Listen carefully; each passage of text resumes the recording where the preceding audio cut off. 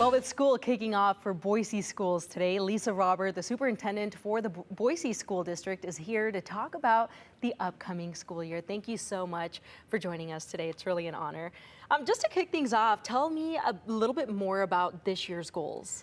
So one of our main goals is creating a culture of well-being and welcoming. And I think that if you saw the clip from Capitol High School, it's a great example of that. But also, we are going to do that this year through offering free breakfast to every student, so no student has to worry about going to class hungry. We also will be working on that through, we're expanding our early childhood opportunities for pre-K students. We've moved to a bigger building, the Lincoln Early Learning Center, and we'll be able to offer more inclusive opportunities for those students. We will also be continuing, we work with a learner-focused system, and so really digging in with clarity with our teachers and our students, so our students understand what they're learning, why they're learning it, and how to be successful in learning that.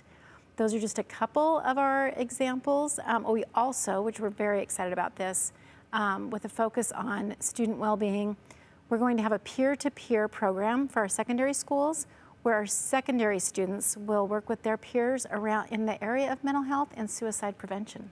That is really sweet.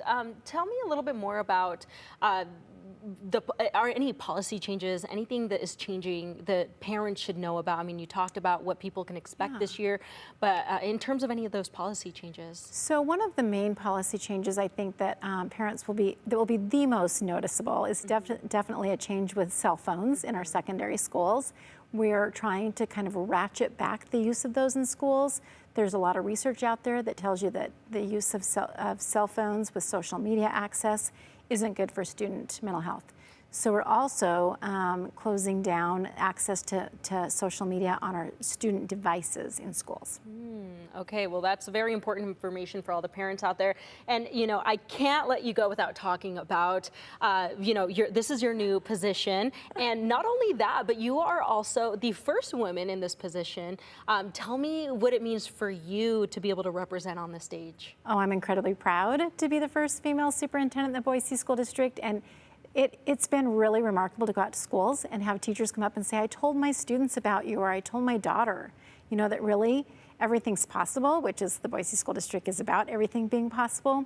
So I'm incredibly proud to get to lead our district. I feel like it is the choice for students in our community. It truly is. Well, tell me a little bit more about, you know, what you saw this morning, because you were pretty much everywhere this morning. How was the environment, just seeing the students come back to class? It was amazing. Like, talk about a bucket filler. So I think I made it to 6 different schools. The energy, the enthusiasm, and principals were telling me that this was like the best start they'd ever had, the smoothest start.